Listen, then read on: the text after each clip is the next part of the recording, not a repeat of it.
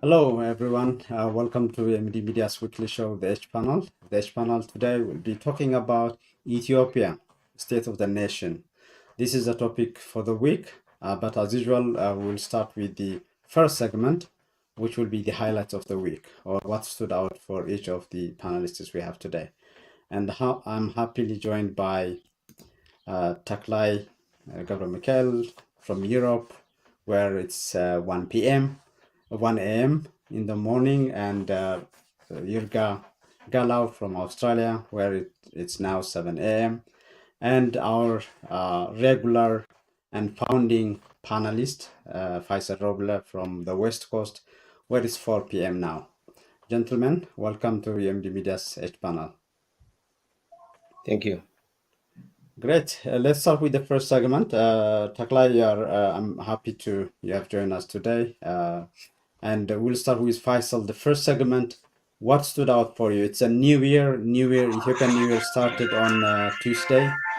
And there are many who assess the past year that ended on September 11th this year. And then there are people who are hoping better times might be coming. There are others who say otherwise. Faisal, what stood out for you over the past 7 days? Yeah, thank you very much, Getachew, and I welcome Taklai and Yurga, whom I met a couple of weeks ago. I think what stood out for me, and I'll be very brief, is the number of fires that are taking place in the Somali inhabited regions of the Horn of Africa, whether that is in Kenya, Garissa, in Mogadishu, in Kismayo, Puntland, in Hargeisa, which last April, you recall, consumed the Wehan market to the tune of $2 million were lost in assets, and also Jijiga twice. But the last one that took place in Jijiga also completely destroyed the main market that Jijiga had. And what's very interesting is I want to correct, in the Hargeisa, we lost about $2 billion worth of assets. It was literally a dry port, not only for Somaliland and Somalia, but also for Ethiopia. And now the Togwajale, which is the border town between Ethiopia and Somalia per se, is really, if you will, unrecognized dry port, both for Ethiopia and for some parts of Somali region. So that loss is again, this week, and I shared that article with you, Getachew. But what's quite interesting was when the fire took place in Jijiga about 3 months ago. Money was collected both from the diaspora as well as from government employees to the tune of at least 1 million US dollars. That money was supposed to be given as a seed money for people who lost business to start. Guess what? The things that I'm receiving from Jijiga, that money is already pocketed by the bureaucrats in the government, who now utilized that money to go to Adama to participate the ongoing conference and convention of PP. So it's very sad that people will go through that, and then the money that was collected by religious people, by community leaders, is just used for some other thing. And Getachew, you recall, in the past, the money that was collected for the drought in the Somali region were also utilized by the election board in Ethiopia to carry out the election process of the Somali region. Burtukan was responsible for that. So this corruption thing, which I will come back later on when we talk about the state of the nation, is so endemic in the Somali region that it's almost causing the public to revolt. And I will stop here. Thank you for that, Faisal. Welcome again. What is the highlight for you from your perspective? For our viewers, Tek, you must have seen him before. He's one of the editors and founders of Trighat Media and very active on social media as well, and a PhD candidate in Sweden. Tek. Thank you, Getachew. It's a great pleasure to join Yurga and Faisal. Well, you asked me to mention some highlights from Ethiopia for the past week, but It's a country that's literally on fire, and I could talk about 1,000 highlights in the country. And I think, one thing that must always be mentioned now is the war that is raging in the Amhara region.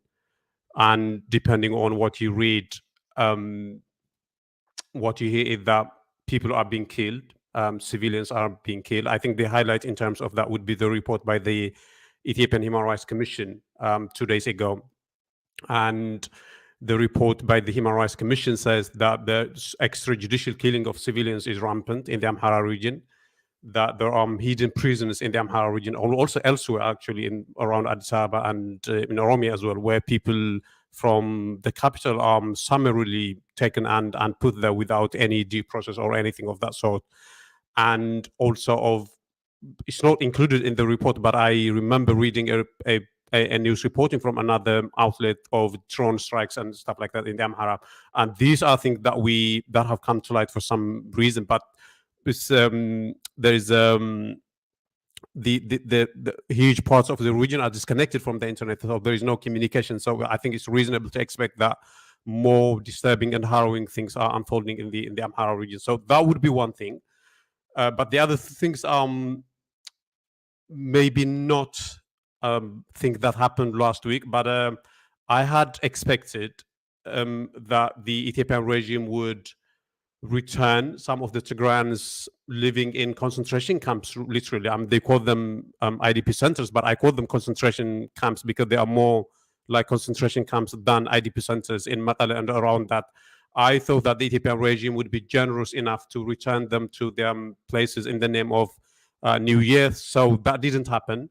They still continue to wallow in extremely squalid and difficult conditions in concentration camps. So that was one highlight. It's bizarre in a way because it's a thing that didn't happen rather than something that happened. And I think the other thing that must be mentioned is the effort that the Ethiopian regime has been making to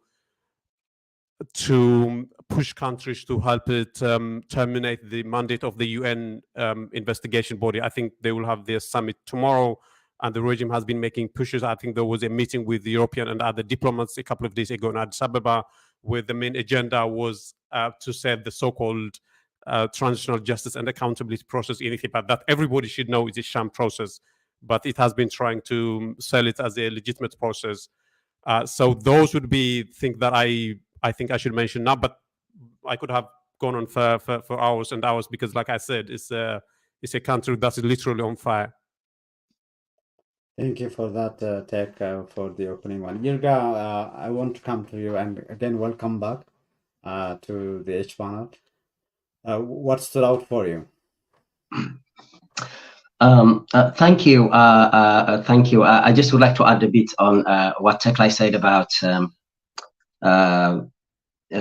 what I call a state-sponsored kidnapping of innocent people, innocent Amhara civilians by the Ethiopian government.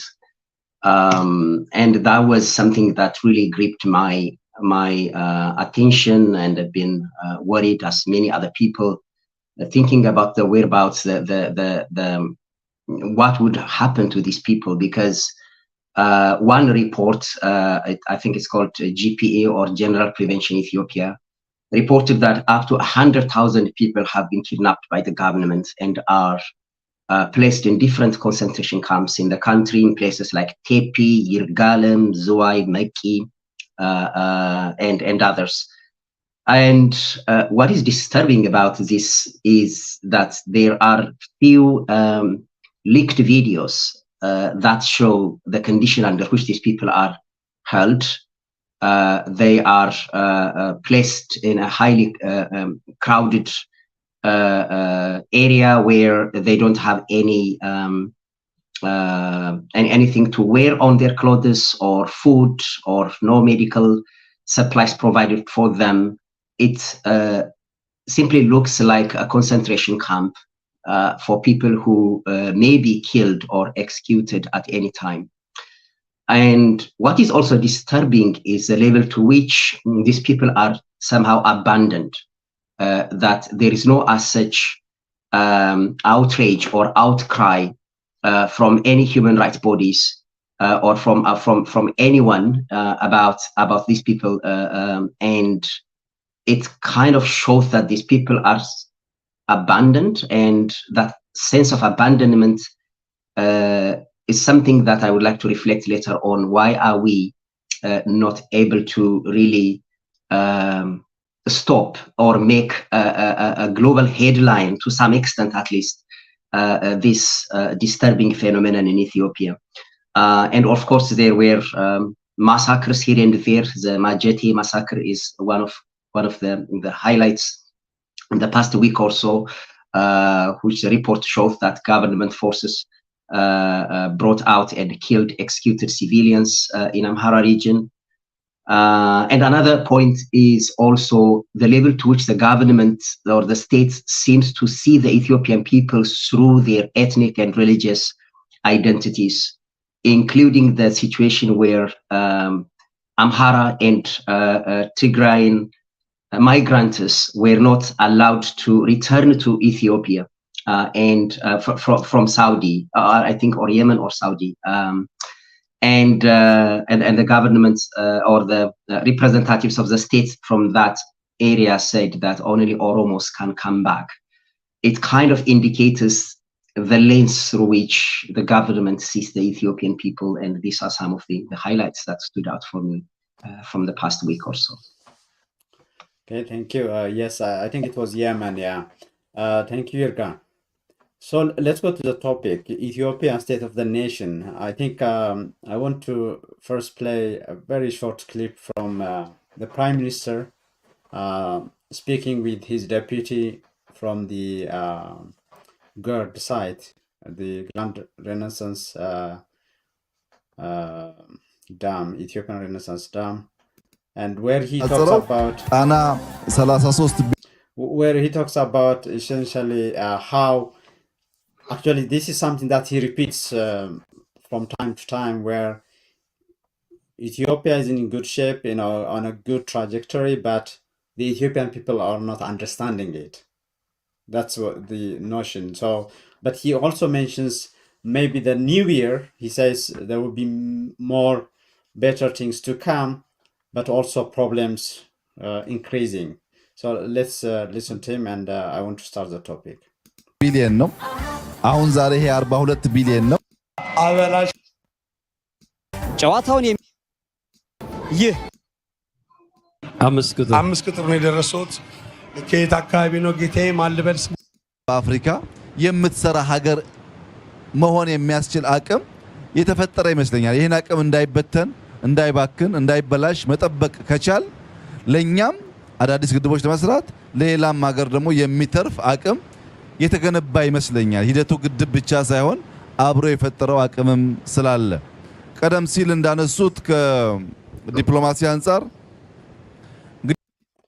So Faisal, get us started in terms of what your assessment of the vital signs of the state or the nation is as we speak versus what the Prime Minister and the government, all the machinery is selling out.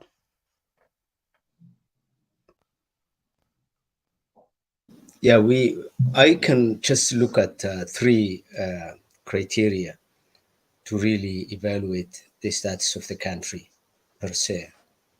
One is economy, the other is public security, and then the third would be governance. Economically, Ethiopia is in its worst shape. As of last week, or this week we passed, Moody downgraded Ethiopia's currency and its ability to pay back loans that it has taken for years one more notch, from CAA to CAAA. That indicates that Ethiopia doesn't have reserve to pay or even bring its loan to the status that she was approved to do. That's number one.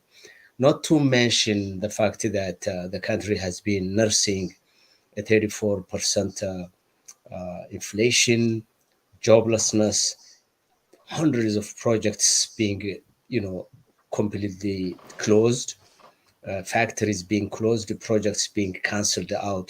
We cannot even detail, how bad the economy is, not to mention the fact that on a daily basis we are hearing people not to be able to purchase the day-to-day livelihood, eggs, injera, grains, and this is across the nation.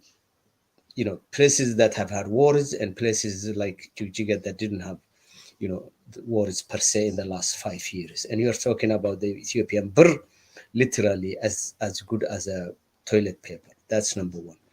Number two, the overall security and safety of the country is at its dismal. We just finished the Taklai war, at least nominally finished, with over 1 million people being, killed. The largest sex weaponization in the world, probably to our memory, a blockade that lasted for 2 years. I mean, biblical proportion of destruction in that area. And now the Amara region, with all the things that my colleagues mentioned, and more to come, with drones being now the utility that Abiy is using. People cannot travel from Addis to Gondar, from Addis to Dambudola, from Addis to other places. So a government is stand, whether it's local or national. The first criteria that one needs to look at is this government capable to provide what's called public safety and public security? And as we all know, that is zero, none. Not to mention the fact that it failed to keep the internal cohesion and the day-to-day aspect of public safety. The third criteria I would look at is governance. Ethiopia today is probably the prima donna of what political scientists call personal rule and autocratic rule. The word is that you hear Abiy, if you cut my throat, I will be ready as far as Ethiopia is concerned. I will put my life online to protect Ethiopia. If you look and read every autocratic's biography, from Mobutu Sese Seko to Idi Amin to our own Mengistu Haile Mariam, they use those terminologies because they lost the tools to govern the country. So the only thing that's left in their toolbox is to swear to the public that they will die for the unity of the country, a cheap propaganda that they would like to tell. So I think in all those three criterion which people need to look at in terms of the status of the nation, we are losing and the country is in a bad shape. Thank you. Thank you, Faisal. Taklai, on the same topic, so if you were to do a diagnosis of Ethiopia, where it's now, and you mentioned a couple of times that it's literally under fire. You can detail that in terms of where it is from your perspective, and also you can have a lens that focus on some aspect of geographic aspect of it, or even in general in terms of the different sectors. All right. So, Getachew, if I could pick up on some of the points he raised in terms of what Abiy said during the GERD celebration. There was a number of things that he said that was ridiculous, really. One of them was Demeke Mokonnen was recounting his association with the dam starting from 12 years ago, from when the dam started and stuff like that. And because one of the things that Abiy wants people to believe is that everything started 5 years ago. So when people mention that the dam was actually started before he became prime minister, he gets very, very uncomfortable. So he quickly interrupted and said that Abiy said this, when we visited 5 years ago, there was nothing. It was only after I became prime minister that the whole thing started. And that shows you the level of solipsism and insecurity that the prime minister had generally in terms of how he views everything. He wants people to believe that there was nothing until 5 years ago, and everything good in Ethiopia originated 5 years ago. And also you mentioned, Getachew, that one of the things Abiy constantly says is that Ethiopia is actually doing well, and one of his source of frustrations is that Ethiopians don't seem to see that, to see the positive that others are able to see. So always he would say, for instance, Westerners actually acknowledge the strides that Ethiopia has made, but it's just Ethiopians for some reason well, actually he sometimes outright insults people by saying that the reason you don't see anything is because you are not intelligent enough. That's how he puts it. But it's not for some cynical reason that he says that. He deeply believed that. And there was I mean, I don't want to waste your time by recounting stories, but 1 year ago he went to I think it was to Arvaminch or a village around that, and he had a meeting with the villagers, and they were expressing their frustration, their grievances, and things that they thought need improvement and stuff like that. And one elderly man stood from the audience, and he started expressing a lot of grievances and frustrations. And one of the things he said was that he said everything else is all right. We could just about manage, but the breakdown of law and order is very, very difficult. People are being killed on a daily basis, and people aren't being held to account and stuff like that. And Abiy said, well, I'm only responsible for what happens around my neighborhood. So that's Arat Kilo. I'm not responsible for what happens here. And to the extent that people are being killed here, it's not my responsibility. And that is how he sees everything. So for Abiy, the only thing that matters, and the only thing that is his responsibility, is what happens around Arat Kilo. So when he goes around, for instance, and holds, dinner parties for people who don't have anything to eat during holidays, or when he sweeps the streets of Addis Ababa, for instance, he's doing his job. That is his only sort of scope of responsibility. And if there are problems in Amhara, if people are being killed in Amhara or in Tigray or in Oromia, that is not his problem. That is a problem of somebody else. That's how he diagnoses the whole thing. But in terms of why I think the country is on fire, I think one thing that we should always mention, for instance, there was a report we published on Tighat today, for instance, about the fact that hundreds of thousands of Tigrayans are literally starving now. And they are not even acknowledged that they are being starved. And there is nobody taking responsibility. The prime minister doesn't take any responsibility. He doesn't even feel that he should take responsibility. And I think it's safe to assume that the same thing is happening in Wallagga, in Oromia.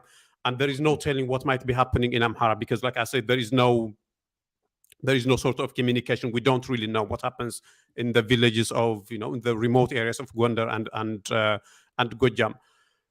And in addition to the fact that people are literally being killed, like Yurga said, kidnapping and killings and all the stuff. So for me, there was an analysis that Alex Dival wrote, I think 2 years ago, about the different categories of failure that a state could be in. And he says, what must be satisfied for a country to be called a failed state. And one of the categories that he describes is a situation where the prime minister has a semblance of control around the capital city, but he doesn't really have any control outside the capital city. And we know that Abiy doesn't have any control in Oromia. He doesn't have any control in Amhara. He can't even go to Amhara, for all I know. And he can't go to Tigray, and he doesn't really have any control. So by that account, by that sort of, according to that category, Ethiopia could safely be called, again, I don't want to use any technical term because I don't want to muddy the waters, but I think it's a failed state now.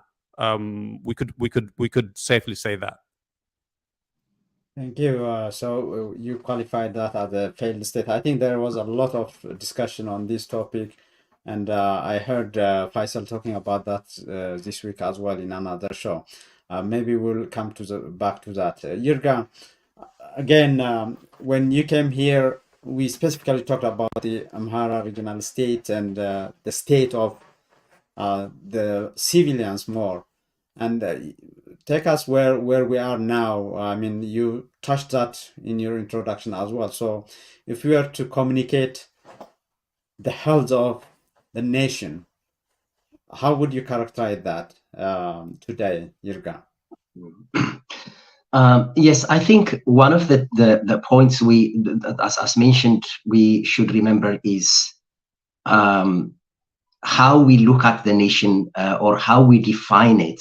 What ideology or what idea do we or from what location, position we look at the nation is very important. And as you have shown us in that clip, the people around the prime minister, they look at the nation through the things that they do, through the projects that they are implementing, and that is not the lens through which the Ethiopian people, the poor people, look at what is happening in the country.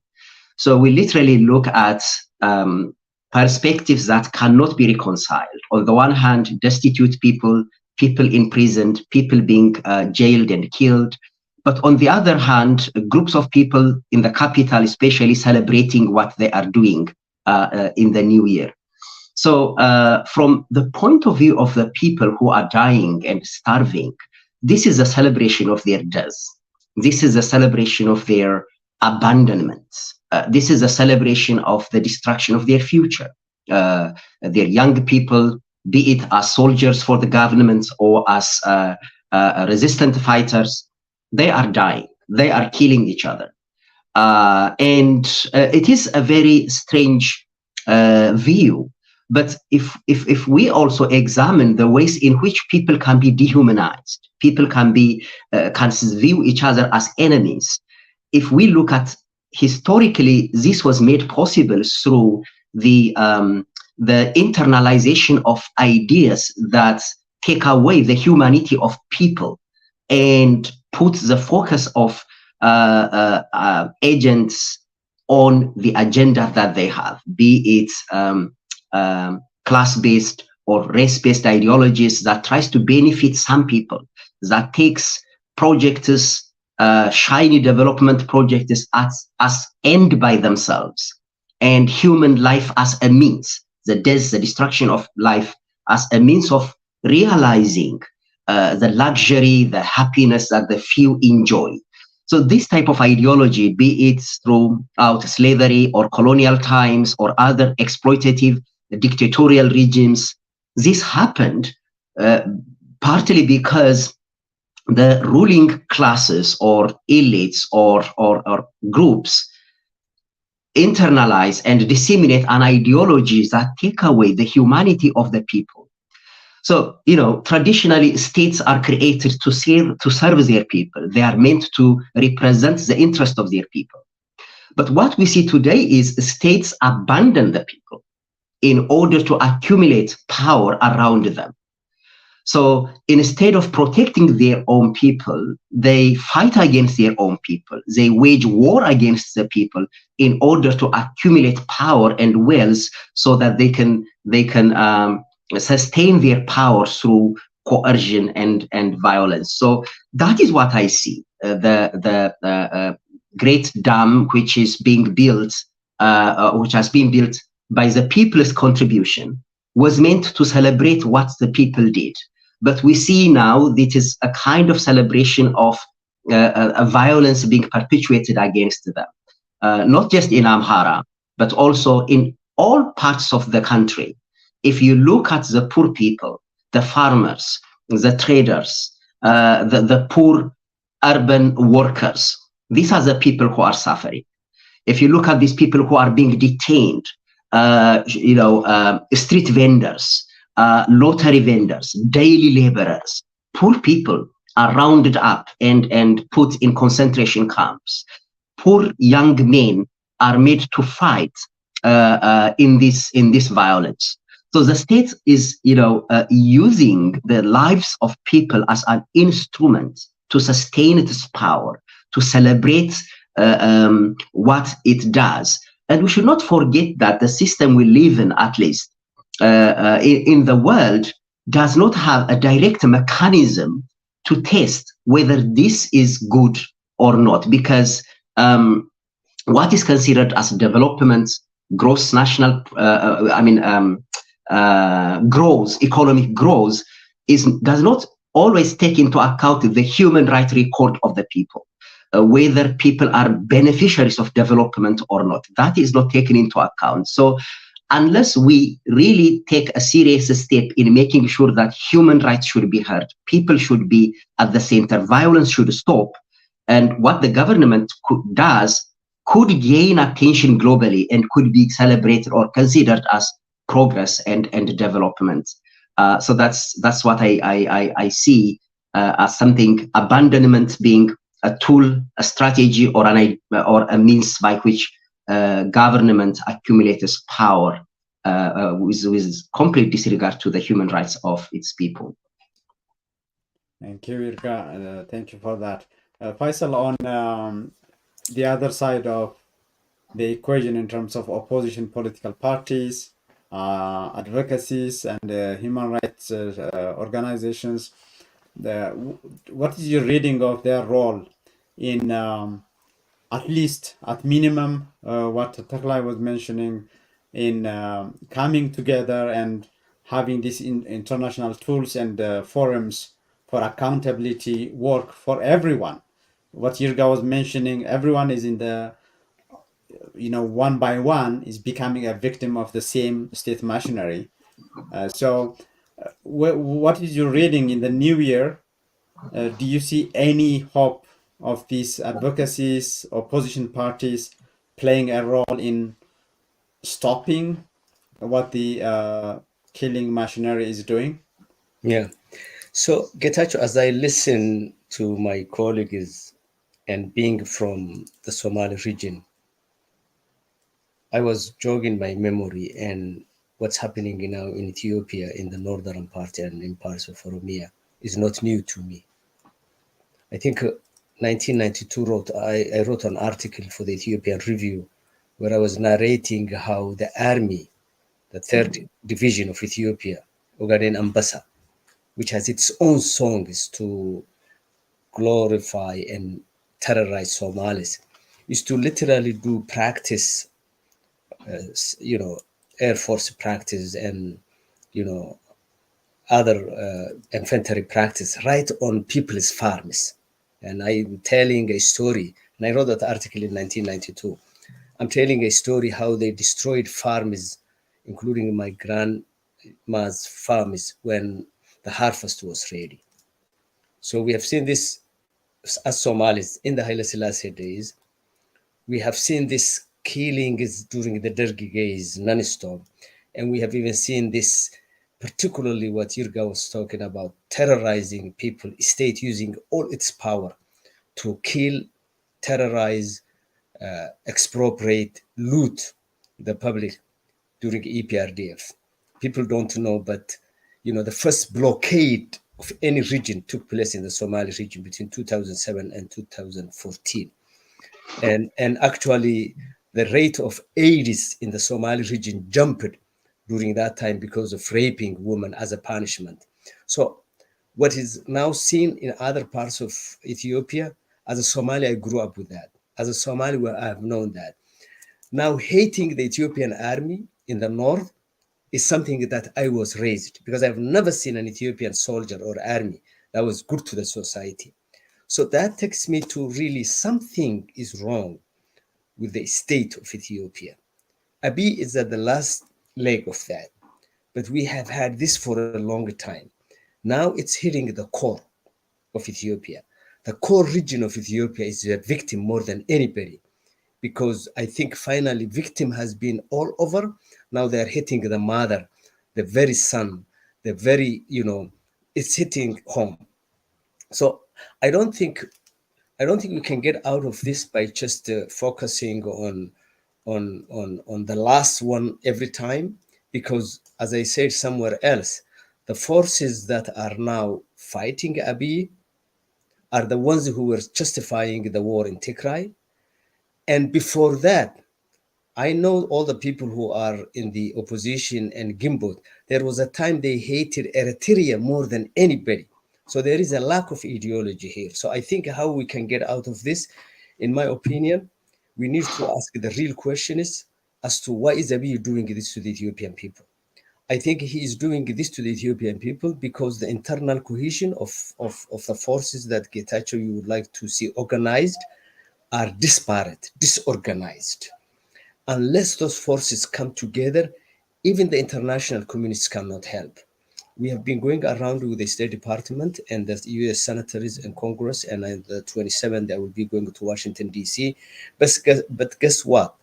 They like to give us something back within the frame of reforming Abiy and his government, simply because they see the Ethiopian community, some with Abiy, some would not.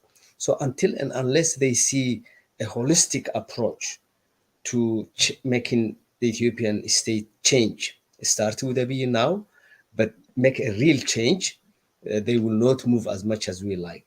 Just I like to add one more caveat here, Getachew. If you remember, I said when in your shows early on, when the Pretoria Agreement started, I said something akin to the fact that I would hate to see Getachew Reda and TPLF being used as the army to beat down the people of Tigray. I think probably we are seeing the beginning of that in the last, demonstration where TPLF, where Ethiopian federal government didn't come in to purge the opposition, but TPLF was responsible for arresting those people. I think that will kill the morale, not only of the people of Tigray, but the rest of Ethiopians to come together. So my just short answer would be, the international community will not do anything for us except small steps. And these are questions we asked Mike Hammer and other people, and they will never interfere. They will tell you verbatim that changing regime or changing the government or reforming the government is an Ethiopian affair. And if you recall, I said that many times in your show, Getachew, that America can live for another 20 years with a dictator, an autocrat, as long as that dictator serves America's interest. So I think internal work is what we need. Great, thank you. Building on that, Tech, look at Maqala, look at Bahar Dar, look at Addis Ababa, Jiga, everywhere, Finfinne, you name it. So what has been working consistently is for Abiy, keeping his power, keeping, like he said, Arakilo and so on, while problems in Maqala, Bahar Dar, everywhere getting worse. So where do you see, the redemption, if you will, or any, cure coming within the domestic as well as what Faisal touched in terms of international? What is your reading? Well, I think, ultimately, principally, the redemption has to come from the people, and especially from the elites. It's such a hackneyed term in Ethiopian discourse, elite. But for lack of a better word, I'm using elite with the assumption that it's clear who I mean when I say elite. I think Yurga was spot on when he said that the principal problem is the fact that the state has abandoned the people. That is the correct diagnosis in terms of what has happened.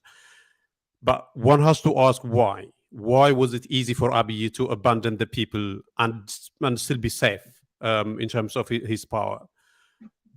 And you don't really see many people try to attempt to answer that question, but it's a very, very important question to try to answer. Why is it easy for Ethiopia as a state and for Abiy as a dictator easy to get away with murder, literally?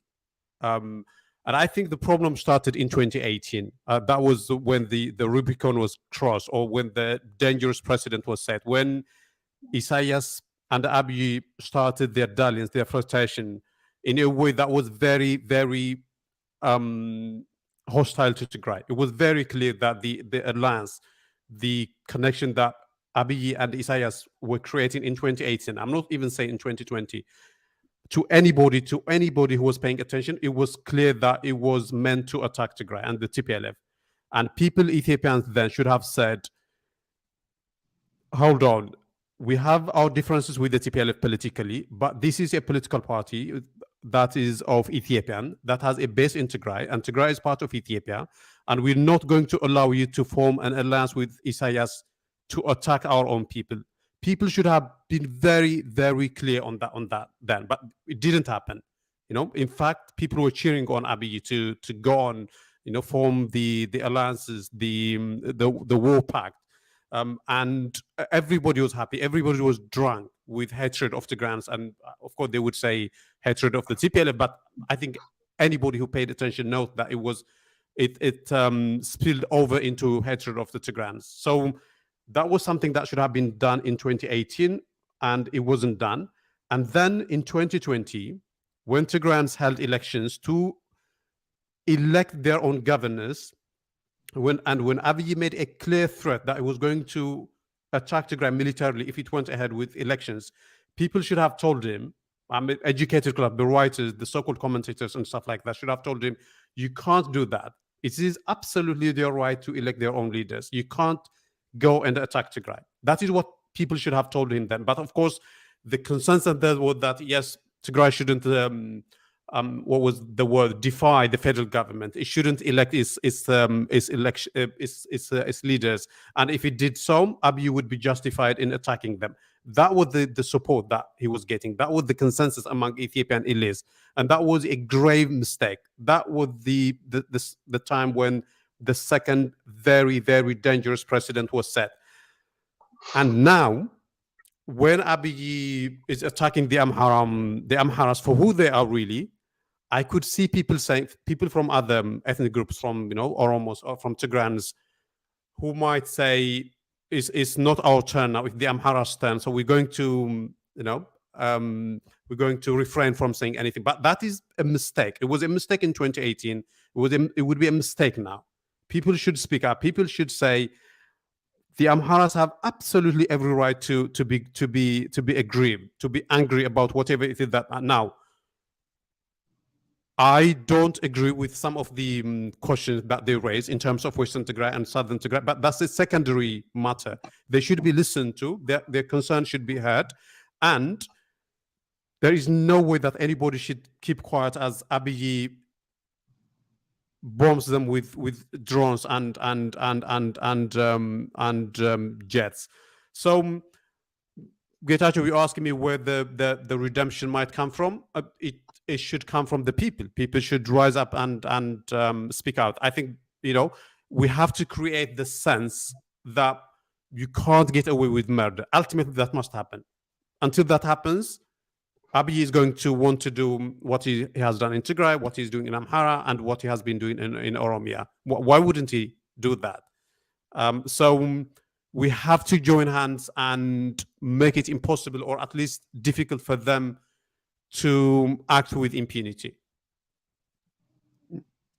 Thank you, Taklai, for that. Yurga, on the same question of redemption, you can also respond to, or reflect on what has been said. The other dimension of this is who are the actors in all this, because Abiy single-handedly cannot do that. I mean, Taklai mentioned Eritrea, but now I don't know if Eritrea is present in the Amhara massacres and all killings and so on, but isn't it like the elites that Taklai mentioned enabling Abiy and all these one by one massacres and genocides? Yeah, I think that's a very good point, and maybe in another time we can talk about the ways in which people can turn against their own other people on the basis of state ideology, or sometimes what we call nation building in itself has this genocidal element. The way I see the Ethiopian society for a very long time, especially after the Second World War, as Faisal said, especially during the 1960s, or after Haile Selassie returned from exile, and the government started a reform to create a model of a state that excludes the majority from its core element. So from that period onwards, the kind of state we are trying to build in Ethiopia is a state modeled by excluding the majority in terms of be it their tradition or their economic life. The state was a kind of an imposed institution imitated from overseas, especially from the West. When I say that in terms of the institutions that were created, in terms of the knowledge, the ideas, the skills, the way it looks at the majority of the people, when you take that into account, we see from that period onwards the emergence of the kind of two types of people.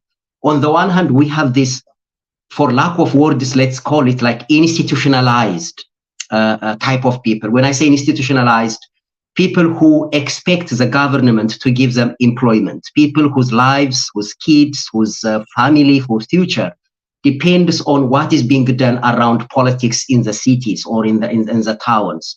So that institutionalized group of people in the 1960s were around probably 5% or around 10%, because around 90% of Ethiopians were rural farmers or people who were not, institutionalized by these state institutions. And that number eventually changed, and we are now at a stage where about 80% of or 78% of the people are outside of state institutions, not served by its economic policies. They are people whose natural resources are taken away or used by the state to advance its own projects and interests. So the institutionalized and the non-institutionalized form of life in Ethiopia, be it in politics or in economics, is clearly out there.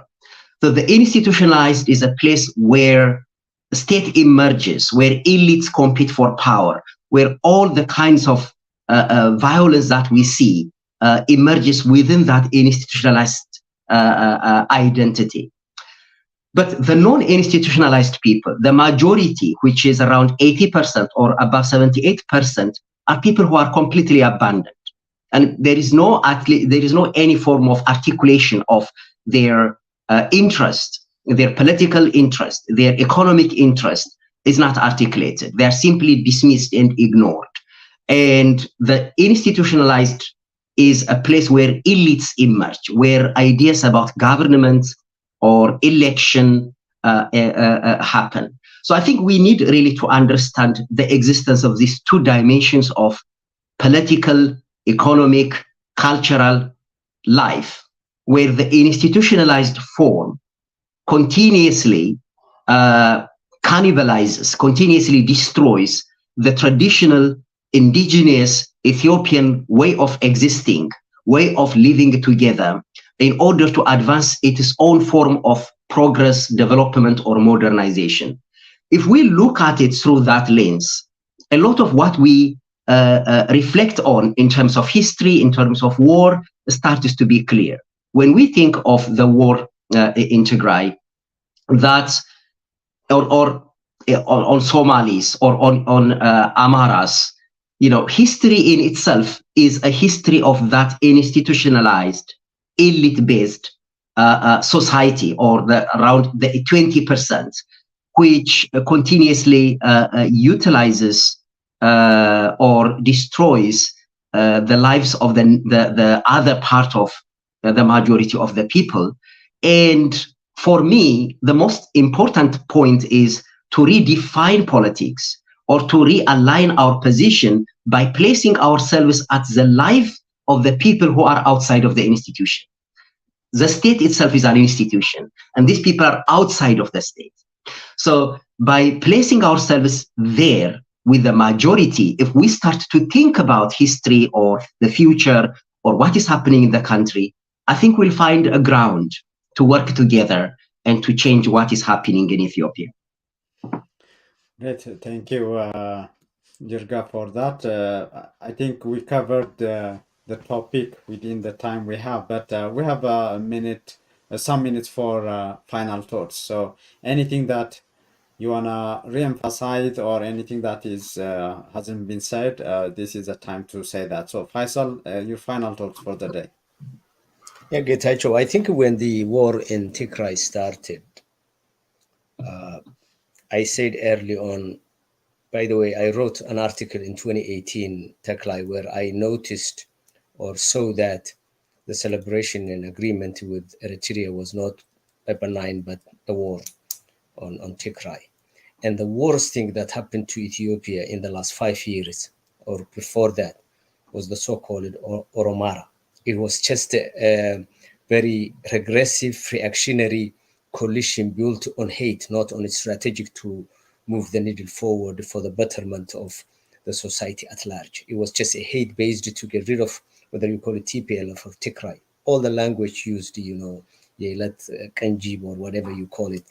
I went to Addis Ababa in 2018. I suddenly saw people who were working for the system, suddenly, even before the EPRDF fell down, changing colors and basically milking this anti-Tigray, and I watched that parade between Isaias and Abiy from Pole Airport. I was staying at a hotel near there. Having said that, I think from a Somali point of view, this is not new to me. As I say, it is not new. And when this war started in Tigray, I basically was preaching to the Somalis, and the words I were using was, if Abiy could do this to Tigray, whom we worked with, whose language he knows, whose religion he shares with, what would you think he would do to Somali that's far away from him, that whose culture and language and identity he doesn't know? I had in mind when I was writing that Tigray would not be the last community that he would purge. It would be another community, and it happens to be the Amara, but by that time the Oromo community was purged, and others would be purged. Abiy, in my opinion, is presiding, as Yurga said, over a state that never really spoke the language of the masses. He inherited a line of autocratic rule from Mengistu Haile Mariam to Mallas era to Haile Mariam era, and before that, according to political science, King Haile Selassie was what they call the Prince Autocrat. So you had the Prince Autocrat, the tyrant in Mengistu Haile Mariam. You had the dictators in Mallas Zenawi and Haile Mariam. And there is no other way that Abiy understands his state except to subjugate the people and for the entire state machine to work for him. That's the school of thought. That's the infrastructure around him. Whether you call his ministers, his, deputy prime minister who worked on all these states. So unless the structure of the government is changing and we bring new people with new blood that do understand state machinery and statehood, as Yurga said, from the broader perspective, from the point of service for the public, even the person after Abiy could easily be the same. And then Abiy can duplicate and replicate his images, which he already did in the Somali region, which he already did in the Amara, in the Oromo region, and now the last passion for him to create his image is in the Tigray region.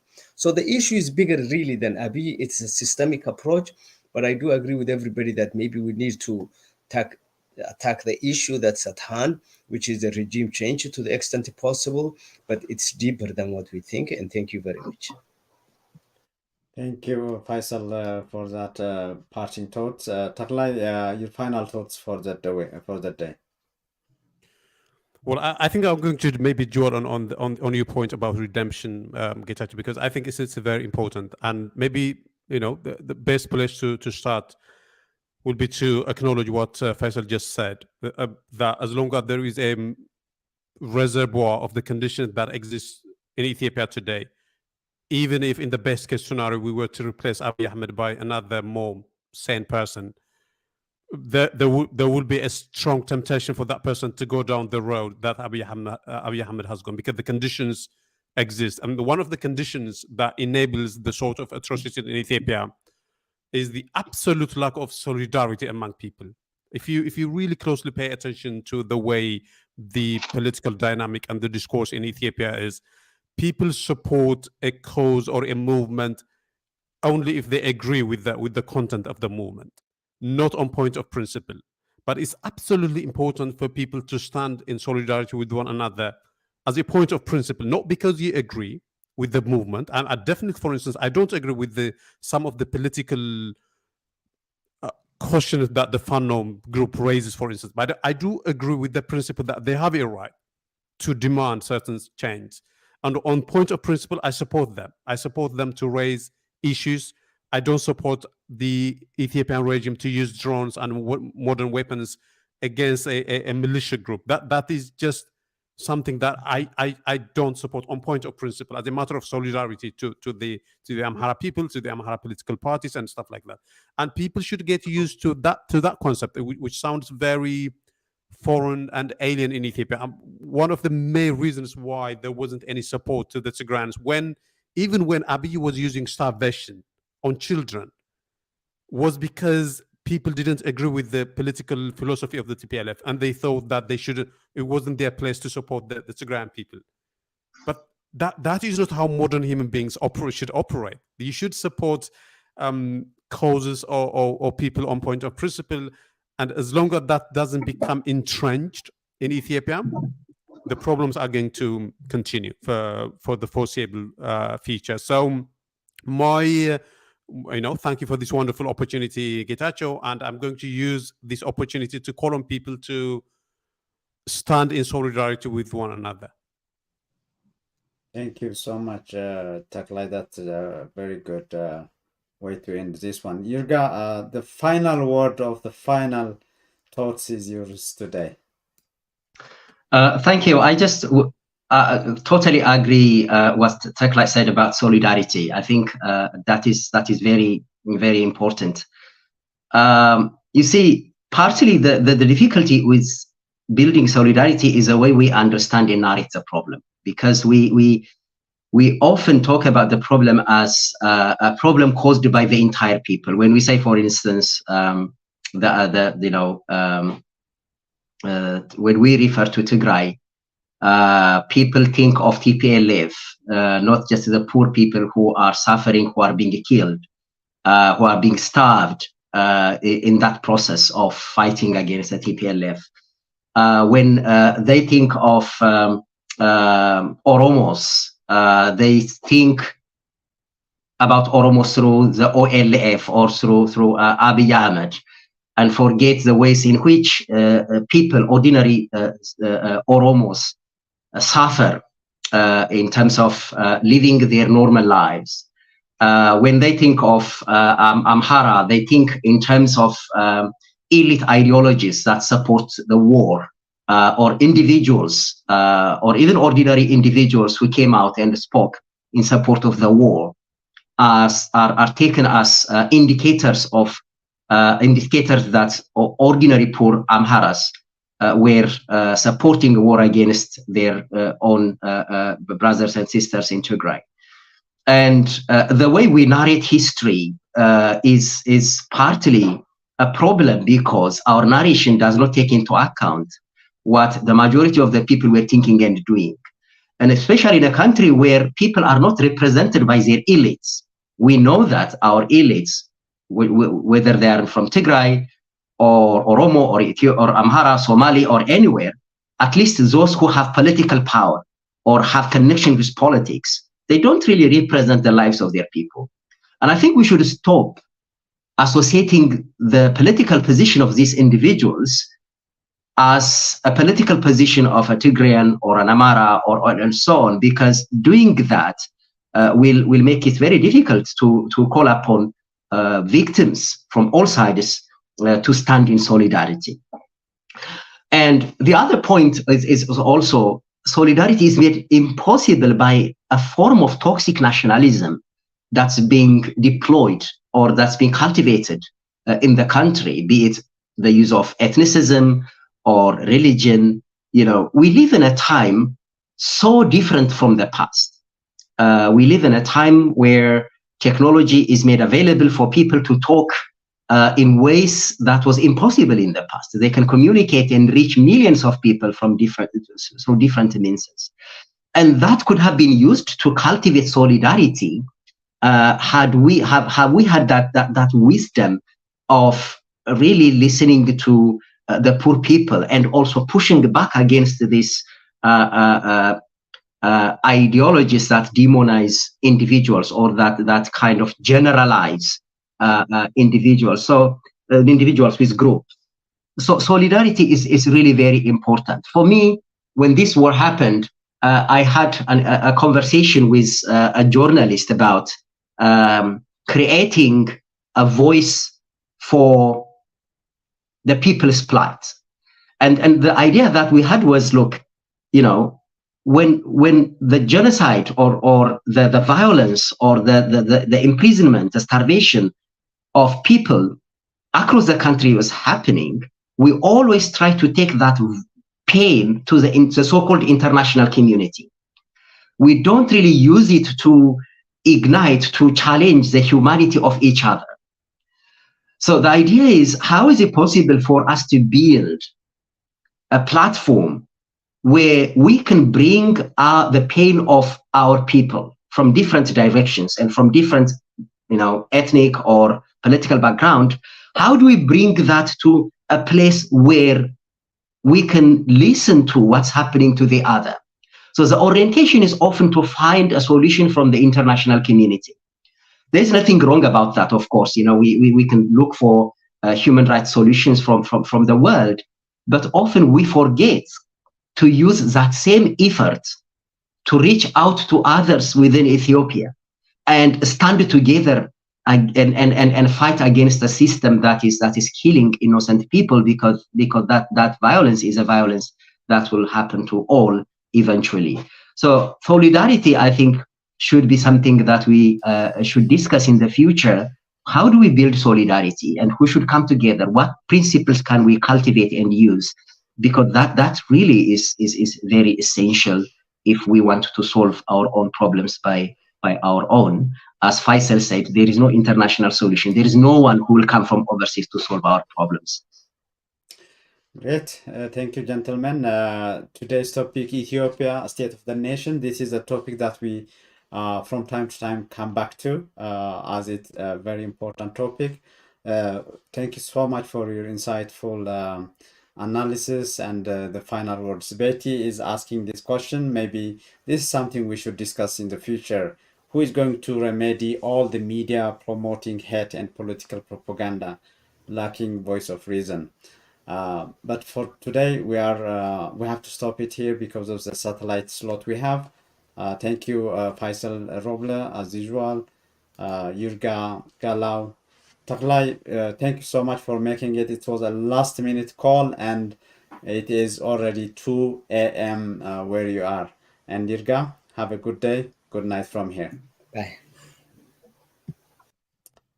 You have been following us live on UMD Media's weekly show, the H Panel, and we are also on satellite under HBS, Horn Broadcasting Services, where our viewers from the Horn of Africa view our show.